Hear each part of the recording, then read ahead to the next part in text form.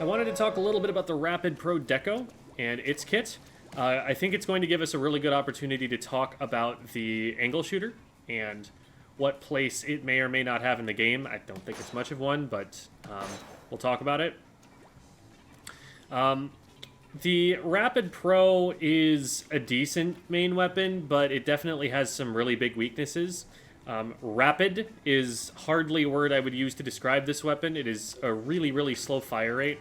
I mean, compared to other blasters, sure, it's faster, but this isn't fast by any metric that really matters. Like, this is a slower fire rate than the sloshing machine has. Which, that's the sloshing machine's biggest weakness, is its DPS is really slow, its movement is really slow, because it needs to spend as many frames as it does to get a shot out there into the world, and sometimes, you know, it can just overcommit by firing one slosh too many and end itself up in trouble. Rapid Pro is in an even worse state then, in that regard. It cannot play anywhere near as aggressively as the sloshing machine does, and while it has more range to make up for that, the range isn't enough to make it not afraid of, say, a charger. It can poke at a charger really well, as long as it stays safe from it, but it can't use its range and challenge across an open sightline the way that a charger wants to. So there are some situations where it's going to get bullied out by a longer ranged weapon. And it has to be kind of careful how it approaches. It's pretty slow. It's pretty positional. It's going to play a lot like an anchor weapon, even though it's on the short-ranged side to be considered as such. Now, the current kit has definitely been holding it back. It has Ink Vac, which is probably the single worst special in the game right now, and it has Toxic Mist, which is close to the worst, but the very worst is going to come in the form of the angle shooter. They are definitely not trying to give that main weapon any sub-weapons that it can combo with or anything like that, which may be all for the best. And honestly, the state that the angle shooter is in may all be for the best as well. But here's the way that I think about the angle shooter. I want to actually compare this a little bit more objectively to the other subs in the game and kind of show visually, I think, why angle shooter is not doing too hot right now. What I've got listed across the top are some very desirable things for a sub-weapon to have. This isn't everything. There are, like, so one thing that's left off, and I chose the sub-weapons specifically so we didn't have to talk about this because it's not really relevant to the angle shooter, is the ability to block enemy shots. So we're talking splash walls, sprinklers, and beacons here. In, of course, descending order of usefulness for that purpose. And that's, you know, one of them. There may be one or two more. But with an aggressive sub-weapon that you're, you know, throwing at someone else, this is a pretty good list of what you want. So we'll go through these one at a time. First of all, one of the most common things that you're going to use a sub-weapon for when it does damage is to damage the opponent from a longer range than your main weapon reaches. So, of course, from here, I can hit this target, I can't hit this target with the main weapon, I can hit it with the sub-weapon. I think I can hit this one too, yeah. So, this is a really, really huge aspect of why burst bombs are so good, specifically for the Splash-O-Matic. It's that the Splash is a weapon that already has pretty poor main weapon range, and if it were not for its burst bomb, it would get bullied out of position a lot more often than it actually does. But because it's able to stand its ground by throwing a burst bomb from further away than the main weapon is able to contest from, it's not going to get shoved out of position as often, and it's also able to kind of play like a pseudo midliner sometimes, which is great because it's going to spend a lot of time transitioning between being a frontline weapon and playing really far back so that it can crab tank. And in that in-between space, having something that it can still take fights with or help in fights with is really useful for it. So that's a huge bonus of the Burst Bomb. Splat Bomb, same deal. The Splattershot Junior from Splatoon 2 is a great example of this. It's a weapon that liked to sit back and well outside of its own main weapon range still have an impact on fights because it was throwing bombs at them. Point Sensor is sort of... I don't want to completely take this away from it, because a point sensor is something that you can throw from outside the range of most main weapons. Thing is, it doesn't do any damage. It only gets, the value of marking them. And so that's why I'm putting this here. But, credit where credit is due. Angle Shooter does pass this test. Still rewards you for imperfect aim, on the other hand. We're not going to give it such a good score. The Burst Bomb has splash damage. The Splat Bomb has splash damage. Both, the Splat Bomb in particular, you don't necessarily need to throw this in such a way that it splats someone. You just need it to get them out of the place that they're at. So you don't even necessarily care if this does damage as long as it's forcing them to move sometimes. The Burst Bomb has a lot less of that kind of impact, but the Splat Bomb's a really good example.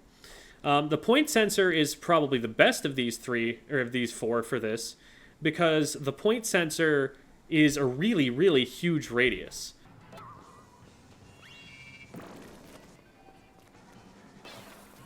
You can see way, way bigger radius on the Point Sensor than that. I guess you could say that the torpedo detonation is bigger, but torpedo has the problem of being able to be shot down, and you don't expect to reliably be able to create that explosion. Point Sensor is going to be there whether someone's shooting at it or not. So that's a really, really big radius. And so you can just kind of chuck those almost haphazardly out there, and a lot of the time you'll still end up getting value from it. Angle Shooter has a really, really big problem in this category. This is one of the weaker aspects of this weapon. It's that it needs to be exactly dead-on accurate all the time. Now, if you're a Charger player, I don't know, maybe that's not such a big deal for you, because you're used to having to hit those shots. But this also takes a lot more ink out of the tank than a single Charger shot does, and you only get so many opportunities there. Plus, you're generally not always going to want to be using an angle shooter weapon, because it hasn't been put on super long-range backline weapons. You're not always going to want to use the angle shooter from a backline position where that sort of positioning, like a Charger would want to take, is ideal. So that's a really big negative for it. Burst Bomb can hit multiple targets. It's pretty unlikely, especially if they position well, but it definitely can. The Splat Bomb, this is something that you do actually get fairly often, is like a double bomb or something. Maybe you threw it at a jump or something, and it got the jumper and the player they were jumping to or something. Point Sensor, also really positive for this. Just the fact that the Splat Bomb is lethal damage makes this a lot better. The Splat Bomb hitting multiple people is whatever, because you're probably not going to be able to follow up on two players at once. So it can happen, it's just not quite as good. The Angle Shooter, however, does not get this benefit at all. I guess you can direct one player and then have another player hit the tripwire. That's not really up to you whether that happens. That's more a matter of, did someone blunder into this?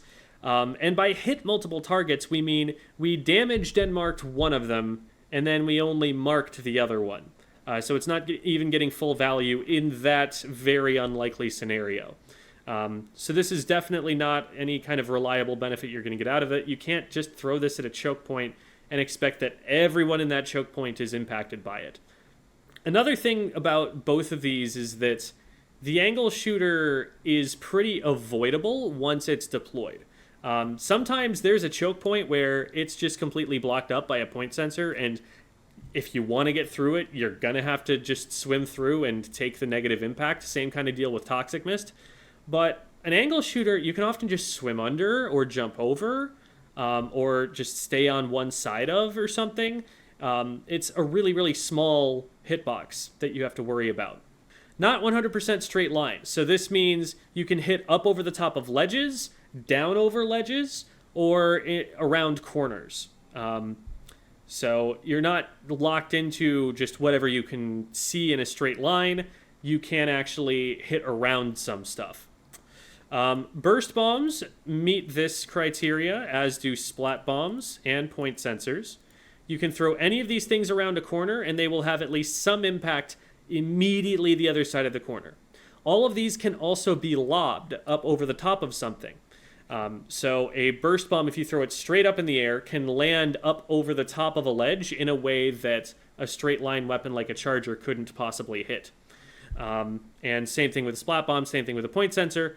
Not so with the angle shooter. The angle shooter has to be in a straight line. Now, you can go for wall bounces. You can try to, get ricochets. And honestly, this would actually be something that at least gets it into the yellow territory if maps had ceilings. If you could aim up at the ceiling and bounce it back down on someone, people would get pretty good at doing that. Like, that would become something that people could do reliably at least some of the time. People learned how to hit fall off with the ballpoint or the Hydra. People would learn how to bounce angle shooters off the ceiling. But we don't have ceilings on these maps that we're able to use for that purpose. It's just always open air in Splatoon maps. So there's no guarantee whatsoever that you're going to have a wall that you're going to be able to bounce the line marker off to hit someone. If you do, it's like this really sick 1 in a million shot, and it's only going to do 35 damage, right? Like, that brings us to the next one very neatly here, which is the damage that it does is threatening. And we are going to give some credit here to the line marker in that at least it does some, whereas the point sensor does not do any. But angle shooter damage is not particularly threatening because if you're trying to splat someone at a range you can only hit with an angle shooter, you have to hit very precise shots that are line of sight and have a pretty slow fire rate by comparison. All right? Even though, it gives you longer range than your main weapon has, trying to actually rely on that range to hit something, to do damage, it's just not great. You can't bully a splatling in quite the way that, say, an E-liter can, because you'll hit it once, and then it'll be like, oh, shoot, I need to move, and start moving, and make it really hard to hit the second one, and you still need to hit a third one, and that's only if you have the ink tank to do it, which means that you have to be running more than 3 mains of Subsaver. I am running 3 mains right now. This is the absolute most Inksaver sub gear that I have because I don't run double bomb on anything. And I can't quite get the third one. I need to wait a little bit for the ink tank to refill before I can get it. You can hear that sound effect when it actually gets ready. So it's there. So even if you're going to get it to the point where it does lethal damage by being able to throw 3 of them, the amount of time that takes, the amount of time that the opponent has to leave from that situation, get behind some kind of cover, is so great that it's just completely impractical. I really kind of want to put this down to, let's put it down to like orange instead of red. Well, I don't want to give it as much credit as like the burst bombs hitting multiple targets or the point sensor damage from longer range. Like, this is worse than those 2 categories there. It's like, I have to give it some credit for having damage at all, and maybe occasionally it can finish off a kill, but having 60 damage on the burst bomb is so much more reliable. It's so much more likely that actually splats someone than that 35 on the direct is what ends up getting them. Because the burst bomb, sometimes you can chuck it in their general direction and maybe the indirect is enough to do it. But this is not, I can chuck this in a general direction. This is, I am aiming very precisely to be able to hit this. You're not afraid of an angle shooter because of it being a damaging weapon. Even at the range that it has, even though it does have some damage, just in order for damage to matter in this game, it has to have a chance to actually splat someone. And against a high-level player, you're going to have to catch them out really badly to be able to splat them with the angle shooter specifically. Chances are there's a main weapon that's going to do that job much, much better, and by using much, much less of the ink tank. Vision utility.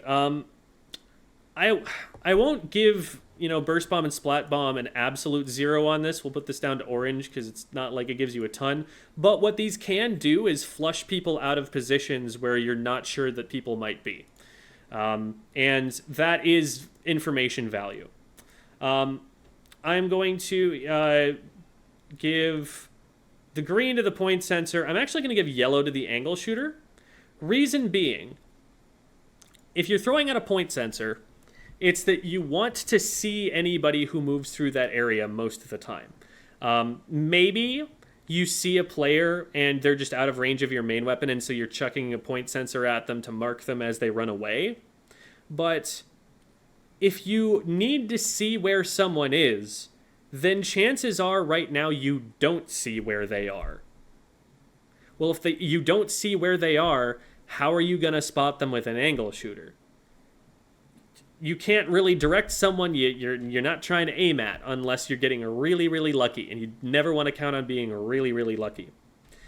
And yes, the trail is left behind, and that will give information as long as the player, crosses it up. But in the absence of other pressure, you're not necessarily even going to have to hit that tripwire.